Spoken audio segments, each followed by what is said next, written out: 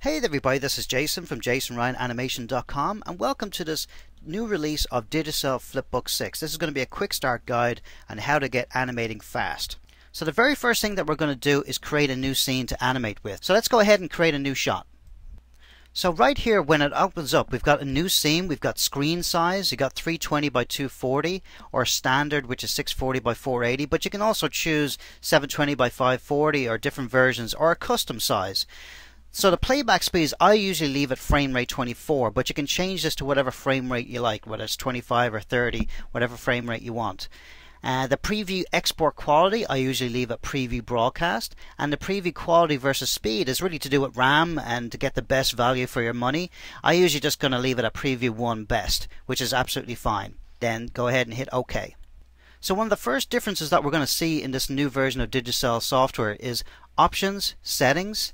And right here we've got this graphics tablet mode. Okay, now this is if you've got a Cintiq or a tablet PC or your Wacom tablet, and we've got a fine-tuning pressure sensitivity right here. So I'm going to leave my maximum pressure at 200. I think it comes in defaulted at 50, but 200 gives you a broader range of sensitivity for your line quality.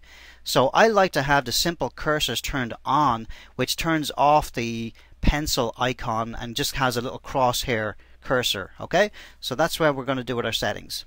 So when you open up Flipbook for the first time, it's actually set by default to color mode, which basically means you can fill and trace and paint and eyedropper, use the ink eyedropper there. But for rough animation we want to set it to pencil mode, and by clicking on this paint palette icon right here, it changes it to pencil mode, which kind of disables all these unusable icons that you don't really need for animation. So we're just going to use the pencil and the eraser and the select tool. Okay, so let's click open the pencil, and it's set to 2, which is sort of like a small size. Okay, which we're kind of like by default you're in freehand mode, which you know you can draw some cool lines and stuff like that.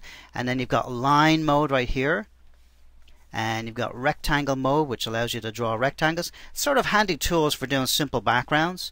The ellipse tool, if you're going to do like a really simple sort of bouncing ball kind of exercise.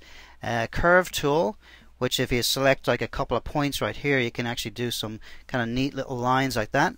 And a smart tool, which is sort of like freehand, but it sort of cleans up the line just a little bit, sort of closes up some of the gaps. Okay, so let's leave it in free mode for now, and if you want to make it bigger, you just click on this big circle right here or right here, and that will create like a big line. And if you want to make it small, like around 3 or something like that, which is kind of where I leave it at, it's sort of like a nice size for drawing. So let's go ahead and start animating. Okay, so I'm ready to start animating in Flipbook, but the first thing I want to do is actually draw a simple background. So let's go ahead and draw just a simple grid, and just something nice and simple. Now you guys can spend a lot more time on your backgrounds, make them just how you want them, but this is just a quick start guide. So okay, so there's my background. So I'm loving this, and I want it to stay in the X sheet. I want this to be an actual frame. So all I have to do is double click in frame 1, and there it is. You can see a ghosted image of your little grid right there.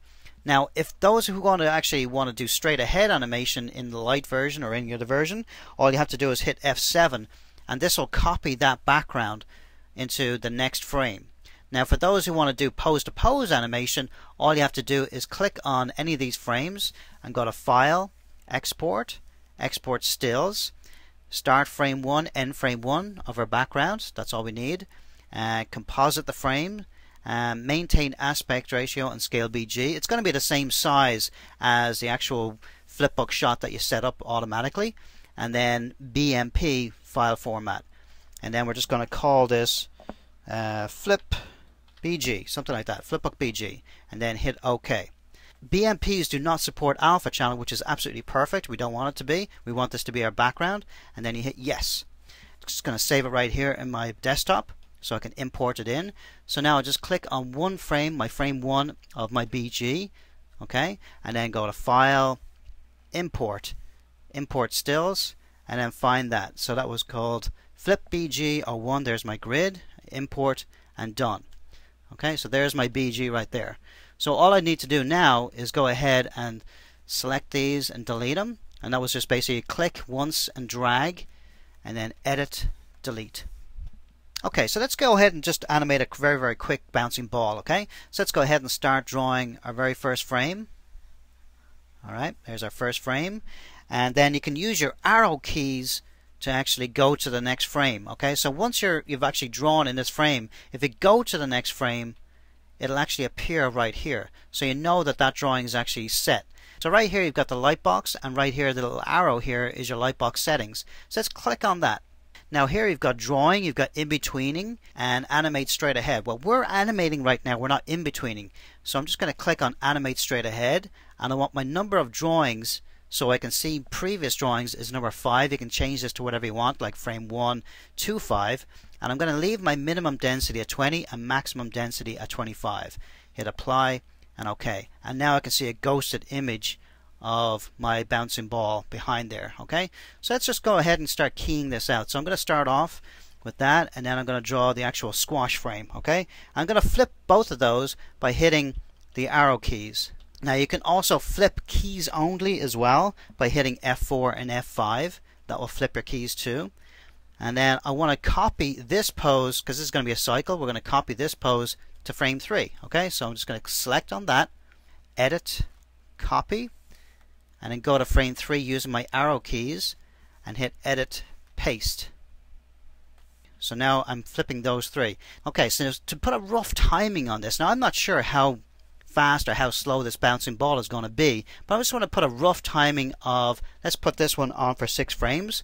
So just select on it, okay, and then put in how many frames I actually want. So I'm just going to say 6. Hit 6, and then I see it jumps right down to here. So it added 6 frames to that, which basically holds that frame for 6 frames. And the next one is selected as blue. So now I can put in whatever number I want this one to be in. So I just want that one to be on 2 frames, because that's just my squash frame. Frame 9, we're probably going to have that down as frame 16 or something like that, okay? But let's just leave it right there for now. So now I actually want to start in-betweening, okay? So there are my key poses for my bouncing ball. So now I actually want to click on frame 6 or frame 5 and go to my lightbox options right here. I'm going to go to in-betweening and just hit previous and next. So you can actually view 2 previous drawings and 2 next drawings, but for now I just want to hit 1 previous and 1 next while this is the image in between. Hit apply and OK.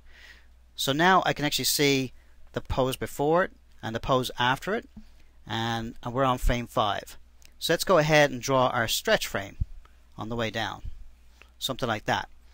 Okay, let's flip it, F4 and F5, which basically jumps or flips from our keys. Okay, this is the one being displayed right now. Now this one, now this one. So if I use the arrow keys, it'll do the in-betweens too, which is not so handy once you've actually started to get your timing worked out. So let's go ahead, F4 and F5. We'll just flip those particular keys.